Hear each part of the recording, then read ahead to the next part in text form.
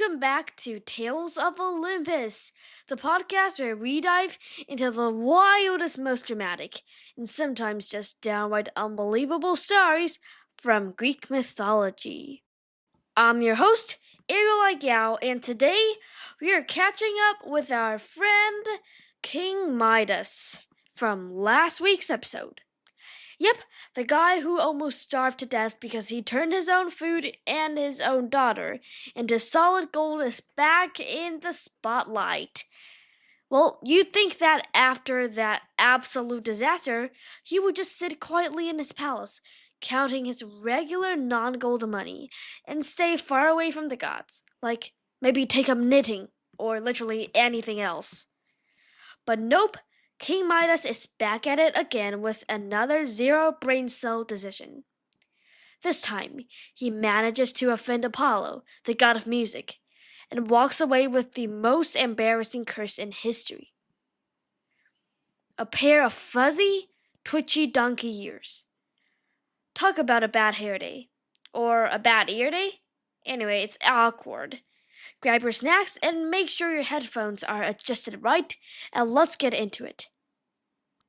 But wait, before we get into it, I want to remind you guys that I just recently dropped my new 3D Delightix EDU game, Greek Mythology RPG called the AIG Project, and link in the last week's episode's description. Instructions are in that episode. Go listen to it. You'll feel like you understand more if you listen to it. Anyways, let's start the story. Woo!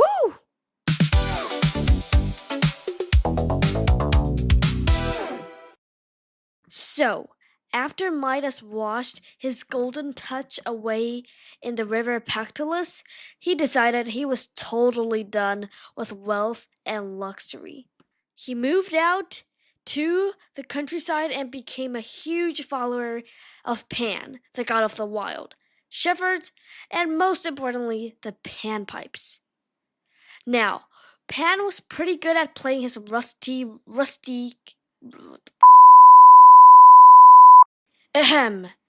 As I was saying, he was pretty good at playing his rustic reed pipes, but he got a little too over his head.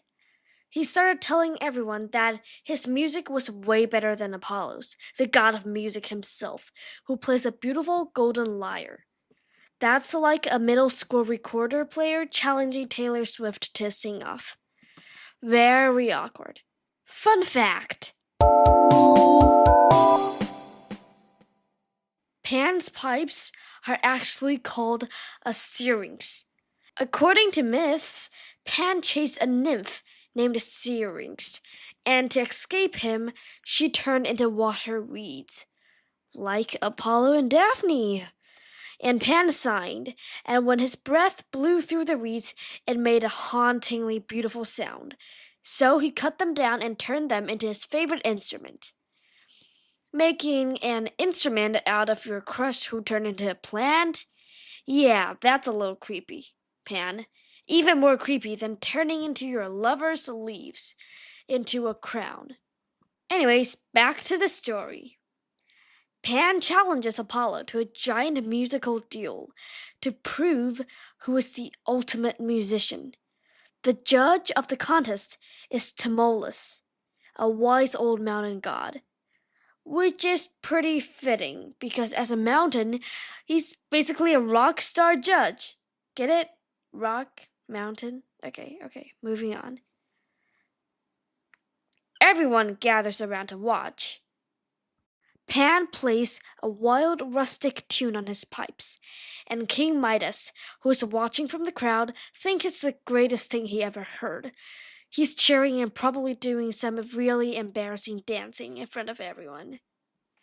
Then it's Apollo's turn. He steps up in his glittering golden robes, plucks the strings of his lyre, and sings a melody so breathtakingly beautiful that even the trees and wind stopped moving to listen. The mountain god Tmolus immediately crowns Apollo the winner. Everyone goes wild. Everyone agrees that Apollo is the undisputed king of music, except for one guy.